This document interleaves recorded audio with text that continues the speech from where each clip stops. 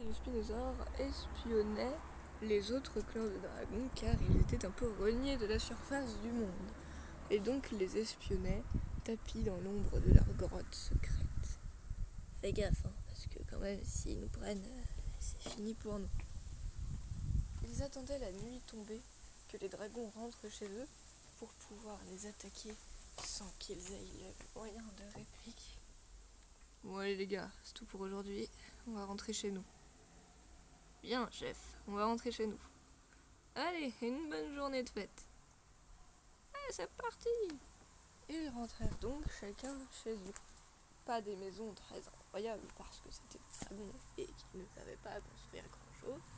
Mais ils avaient quand même des petites maisons tout le long de leur village.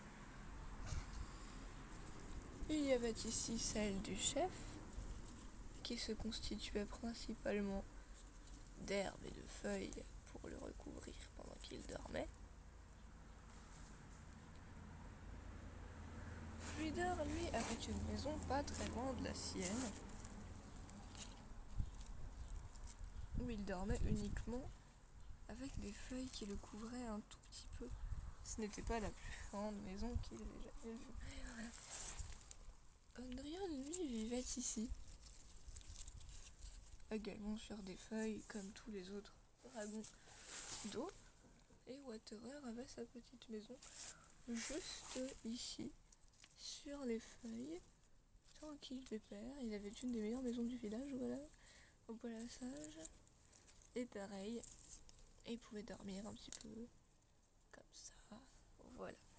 Donc là, le clan de l'eau sont tous endormis. Et ils vont aussi attendre que tous les autres clans soient endormis. Parce que s'il y en a juste un qui est endormi, bah ça leur sert pas à grand chose au final.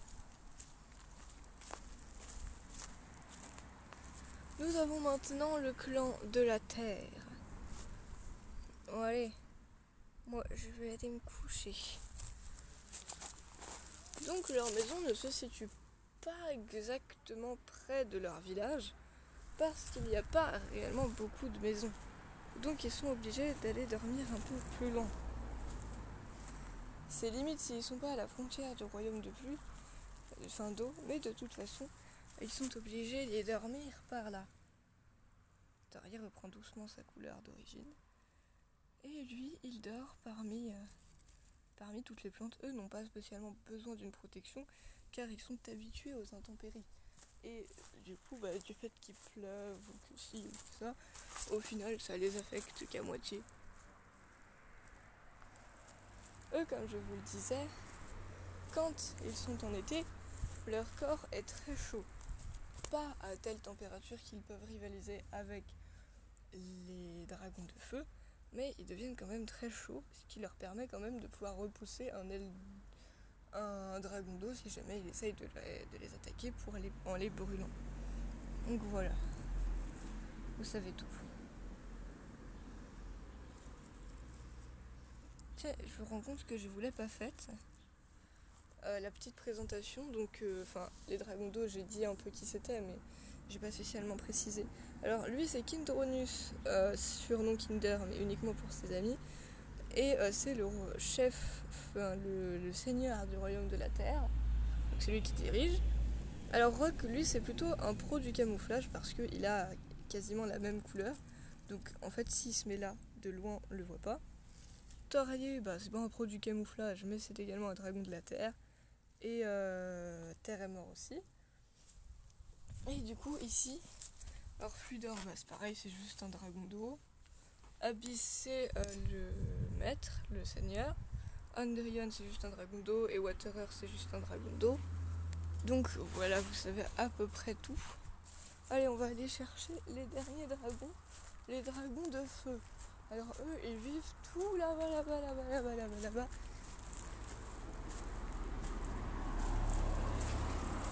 Alors ici, nous avons Fortu, juste là, qui va pas tarder à rentrer chez lui, hein, parce que là, la nuit va bientôt tomber.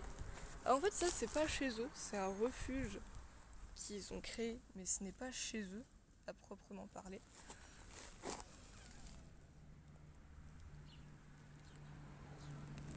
Donc voilà, lui, il vit ici, là au milieu de ses feuilles, voilà. Donc il n'est pas forcément obligé de se protéger, mais si jamais il a besoin, il peut quand même rabattre des feuilles sur lui. Voilà. Oula. Comment il s'appelle lui déjà? Ah oui, Furex. Furex, elle est là, sa petite maison. Voilà, tout tranquille. Hop. Furex, elle est là, sa petite maison. Donc, lui, techniquement, il a juste à s'assoupir comme ça. Et il est déjà protégé par l'ombre des feuilles. Donc voilà. Et lui, c'est le seigneur qui s'appelle Fragor. Et sa petite maison, c'est ce pic là. Donc pareil, il est un peu protégé. Donc voilà, la perruche et le spinosaure vont maintenant pouvoir passer à l'attaque pour se venger des clans. Car c'est leur objectif depuis le début. Alors vous m'excuserez, le clan du feu, je crois que j'ai bien filmé. Mais je suis pas sûre à 100% que j'ai bien filmé les dragons. Parce que comme on était en plein soleil, je voyais pas réellement ce qui se passait. Donc, ça y est, tous les clans de dragons ont été endormis et la perruche et le spinosaure allaient pouvoir les attaquer. Allez, on va y aller. Je vous montre un des atouts de la perruche. Certes, elle peut faire des attaques en piqué ou des trucs comme ça, mais elle a également son arme, c'est que son corps est constitué d'orbis. Le spinosaure, lui, c'est juste un excellent prédateur, du coup, il peut forcément se défendre. Mais c'est surtout l'acolyte de la perruche. Lui, il n'est pas direct dans l'affaire, mais c'est son acolyte. C'est bon, je les ai en vue. Très bien, alors toi, tu attaques que si j'ai besoin d'aide. Sinon, tu restes ici, ok? Ok, je vois qu'il n'y a personne qui vient, même si ça m'étonnerait vu qu'on est en pleine nuit. Tu parles quand même un peu fort pour quelqu'un qui s'est réveillé en pleine nuit, exprès pour l'attaque. Ouais, bref. Bon allez, je vais les attaquer.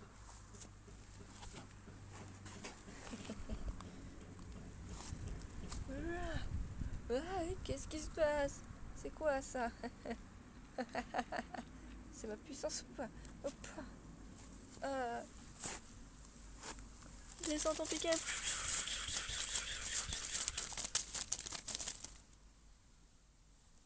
Tung, tung, tung, tung, tung, tung.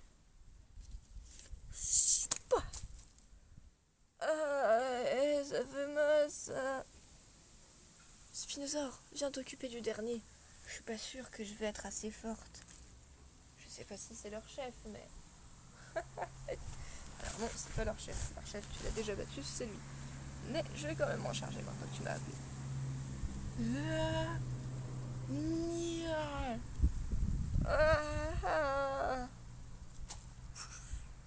Premier clan vaincu. Allez, maintenant on s'attaque au deuxième. Monte sur mon dos puisque tu peux pas voler.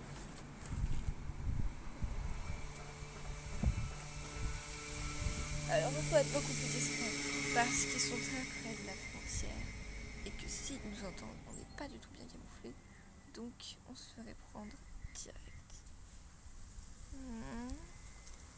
J'ai cru entendre du bruit. Ça devait être rien. On l'a échappé belle. Bon allez, vas-y à l'attaque.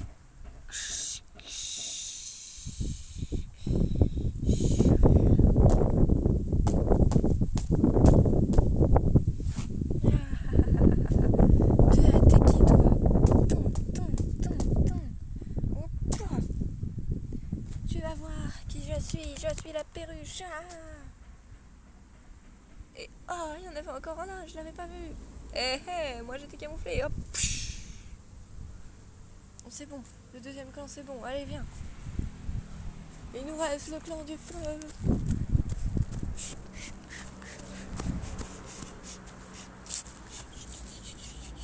Ici, même en pleine nuit, on dirait que nous sommes en plein cagnard. C'est parti. La fête peut commencer. Pain. Tiens, prends ça.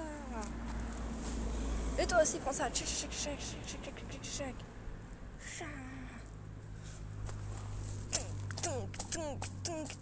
Tonk. Yes, on a gagné. enfin, pour cette fois,